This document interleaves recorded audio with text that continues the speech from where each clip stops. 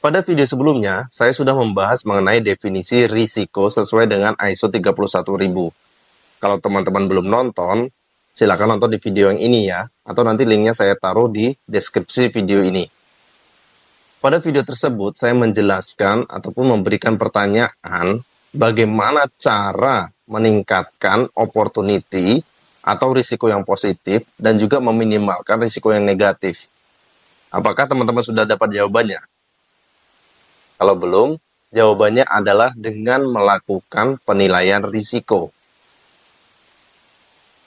Bagaimana cara kita melakukan penilaian risiko? Kita akan bahas, tapi sebelum kita bahas, ada bumper yang mau lewat. Sebentar aja kok.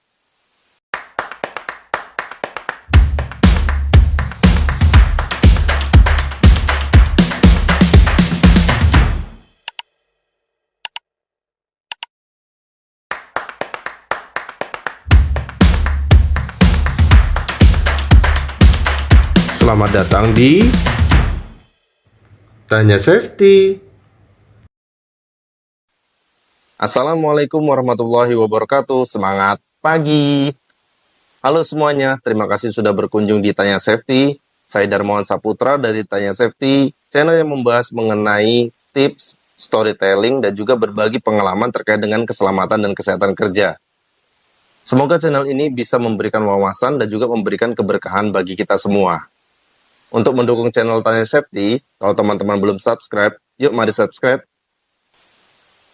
Pada kesempatan kali ini, kita akan membahas mengenai penilaian risiko.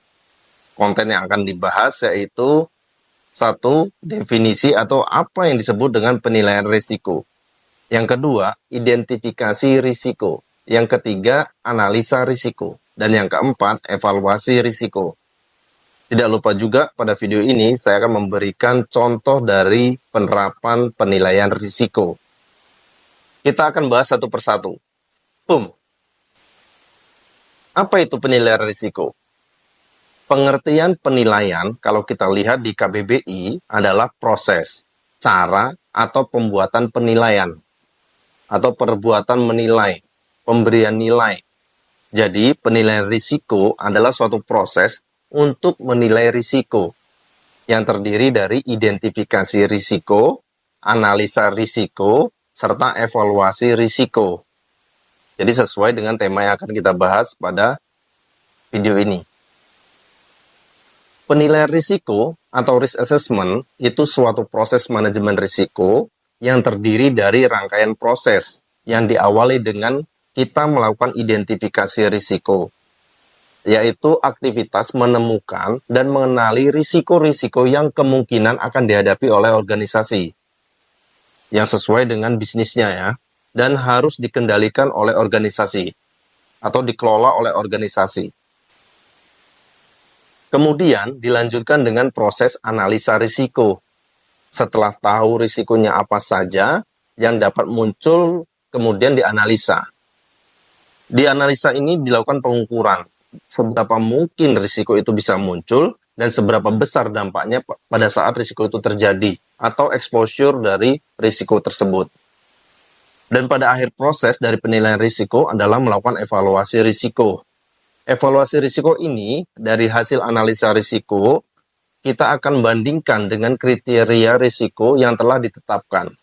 Dalam hal ini adalah selera risiko atau risk appetite. Hal ini berguna untuk menentukan risiko-risiko mana saja yang perlu mendapatkan tindakan lebih lanjut atau masuk ke dalam proses perlakuan risiko nantinya. Sekarang kita bahas identifikasi risiko. Sasaran dari identifikasi risiko adalah untuk menemukan, mengenali, dan juga menjabarkan risiko yang dapat menunjang ataupun menghambat pencapaian sasaran organisasi. Karena risiko itu bisa positif dan juga bisa negatif, maka dapat menunjang dan juga dapat menghambat pencapaian sasaran organisasi. Jadi yang diidentifikasi adalah risiko-risiko yang dapat menunjang maupun yang dapat menghambat.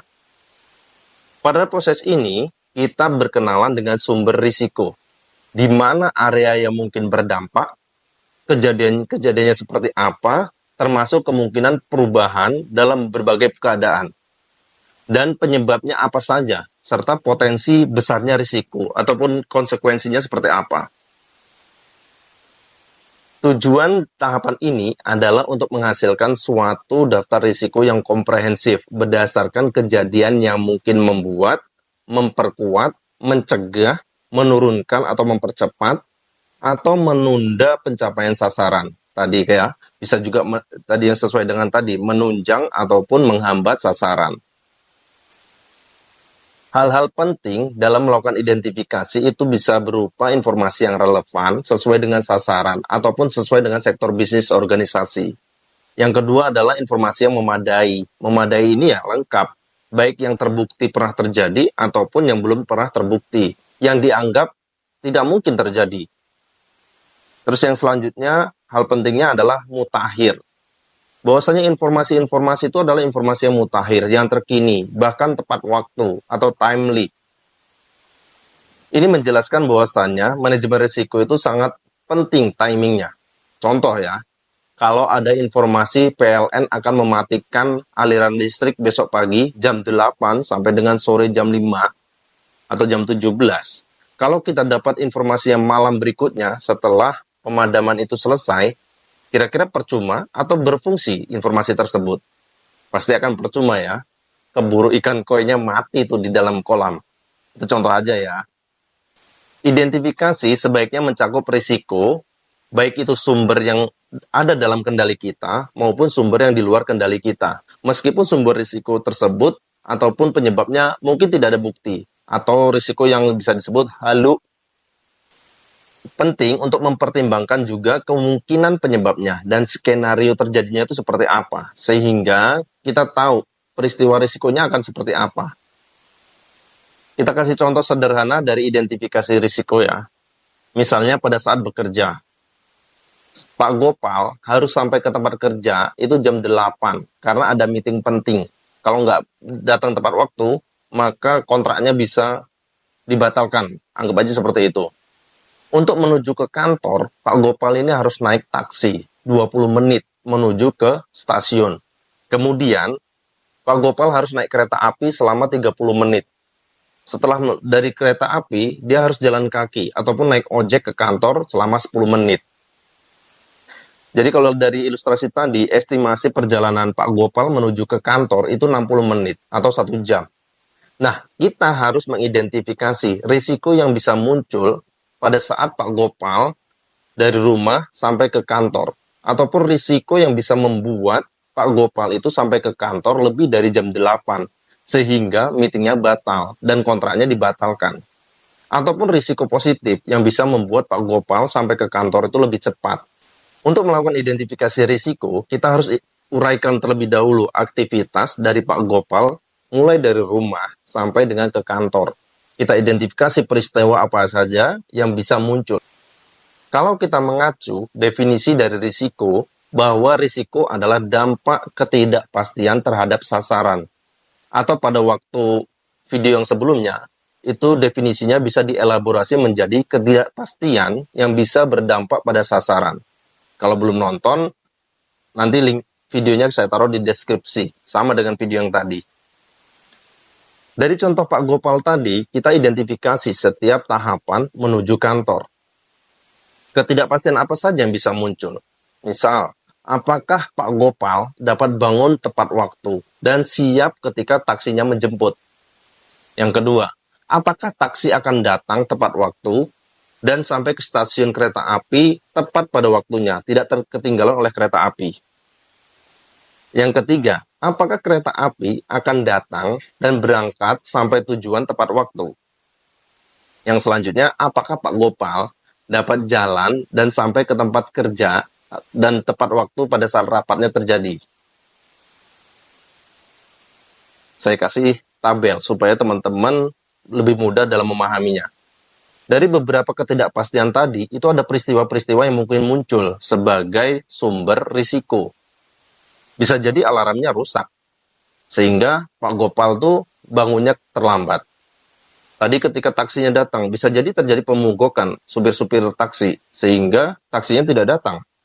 Atau kereta apinya, ada gangguan cuaca, sehingga kereta apinya datangnya terlambat. Kemudian apakah Pak Gopal itu bisa jalan tepat waktu sampai ke kantor? Belum tentu, karena bisa jadi ada demo, sehingga dia harus jalannya mutar. Nah, hal-hal beginilah yang harus kita identifikasi, sehingga dampak akhirnya Pak Gopal ini sampai ke kantor terlambat. Contoh kasus tadi, dari Pak Gopal tadi, itu menjelaskan identifikasi risikonya itu luas. Sampai hal-hal yang di luar kendali, cuaca, terus ada demo, dan segala macamnya. Bahkan ada hal-hal yang mungkin tidak ada buktinya, atau sering disebut dengan halu. Sekarang kita bahas analisa risiko. Analisa risiko sangat bergantung pada kriteria risiko yang dibuat pada saat penetapan konteks. Pada langkah sebelumnya ya. Kriteria risiko ini terdiri dari kriteria kemungkinan dan juga kriteria dampak. Jadi analisa risiko sangat tergantung dari kriteria kemungkinan dan juga kriteria dampak yang telah ditetapkan pada saat proses penetapan konteks. Atau kalau teman-teman sering dengar atau mungkin lihat, itu ada istilah matriks risiko. Jadi pada prosedur manajemen risiko ada matriks. Itu adalah penetapan konteks atau kriteria risiko. Bentuknya bisa 3x3, 4x4, 5x5, atau bahkan 10x10, tergantung perusahaan atau organisasi masing-masing. Tapi kalau kita lihat, yang paling sering muncul itu adalah 5x5 ya. Kenapa demikian? Kalau terlalu sedikit 3x3, ataupun terlalu banyak 10x10, itu biasanya parameternya jadi kabur, abu-abu ya, kita jadi bingung, repot dalam menentukan kriterianya. Nah, pada langkah analisa risiko, kita akan menentukan konsekuensi dan probabilitasnya, atau impact dan likelihood-nya, berdasarkan matriks risiko yang sudah ditetapkan tadi. Konsekuensi dan probabilitas dari risiko tersebut kemudian dikombinasikan untuk menentukan tingkat risikonya. Oh ya, yang perlu diingat, bahwa peristiwa risiko itu dapat menimbulkan beberapa dampak sekaligus yang dapat mempengaruhi beberapa sasaran. Contohnya, dalam suatu peristiwa risiko, itu bisa berdampak pada aspek safety, bisa berdampak pada aspek politik, ekonomi, sosial masyarakat, teknikal, ataupun environment, dan juga bisa kepada kepatuhan regulasi atau legal. Metode yang digunakan dalam menganalisa risiko itu dapat berupa kuantitatif, semi kuantitatif, maupun kualitatif. Penilaian kualitatif itu mendefinisikan konsekuensi, probabilitas, dan juga tingkat risiko itu dengan tingkat signifikansinya. Ya. Seberapa signifikan risiko yang bisa muncul, itu biasanya dengan deskripsi, seperti tinggi, menengah, rendah. Contohnya kayak tabel ini. Kalau teman-teman lihat prosedur manajemen risiko, dan ada tabel yang seperti ini, itu berarti menggunakan metode kualitatif. Kemudian kalau penilaian semi kuantitatif, itu ada nilai angka dan juga dikombinasikan dengan deskripsi secara kualitatif. Contohnya seperti tabel ini, ada kombinasi angka dan juga deskripsinya.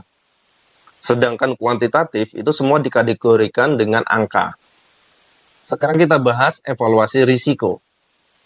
Kalau evaluasi risiko, kita membandingkan estimasi tingkat risiko dengan kriteria yang telah didefinisikan ketika penetapan konteks risiko tadi. Tujuannya untuk melihat seberapa signifikan tingkat dan jenis risiko. Kenapa kok memakai istilah estimasi tingkat risiko? Kan nilainya sudah pasti, kombinasi antara likelihood dan juga impact. Nilainya sudah ada tuh. Kenapa masih dibilang estimasi tingkat risiko? Ya karena perhitungan yang dilakukan itu memang pendekatan, bukan nilai pasti seperti 2x2 sama dengan 4. Ya, risiko sendiri kan ketidakpastian, jadi memang kita tidak tahu nilai pastinya seperti apa. Berapa nilai pasti dari risiko tersebut, sehingga nilainya memang estimasi. Evaluasi risiko itu digunakan untuk membuat keputusan tentang tindakan yang akan diambil. Keputusannya bisa meliputi apakah risiko itu memerlukan perlakuan. Kita lihat dampaknya. Jika dampaknya besar, maka perlu dikendalikan, maka perlu perlakuan lebih. Yang kedua, seberapa prioritas perlakuan itu? Dari sekian banyak tindakan perlakuan, kita akan memilih mana yang paling prioritas untuk dilakukan. Yang ketiga, apakah suatu kegiatan sebaiknya dilakukan atau tidak? Ini sebagai bentuk pengambilan keputusan. ya. Dari hasil evaluasi risiko, kita akan melihat bahwasanya risikonya itu tinggi atau tidak. Sepadan nggak dengan benefit yang didapat. Kalau ternyata risikonya lebih tinggi daripada benefit yang akan kita dapat, maka bisa jadi aktivitas tersebut ataupun bisnis tersebut itu tidak perlu dilakukan.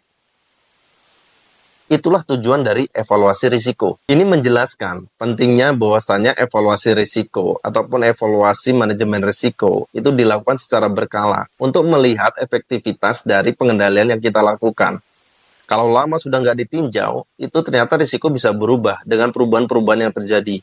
Baik itu perubahan perilaku, perubahan teknologi, ataupun perubahan generasi. Oke. Semoga video ini bisa menambah mudah dalam memahami penilaian risiko atau risk assessment. Apalagi ada contoh video dari Tom and Jerry tadi ya. Si Tom yang jahil begitu tetap memikirkan pengelolaan risiko atau risk management sebelum melancarkan aksi jahilnya kepada si Jerry. Karena ada si Spike. Cukup sekian video kali ini. Semoga menambah wawasan baik bagi diri saya sendiri maupun kepada rekan-rekan safety lainnya. Jika teman-teman berkenan, dukung terus channel ini dengan like, komen, dan subscribe. Serta jangan lupa, bagikan link video ini ke sosial media teman-teman semua. Semoga memberikan manfaat yang lebih luas. Kalau ada ide ataupun tema yang mau dibahas ataupun masukan kepada video-video saya, kasih tahu di kolom komentar ya. Coba aja kita apakan dulu, tanya safety.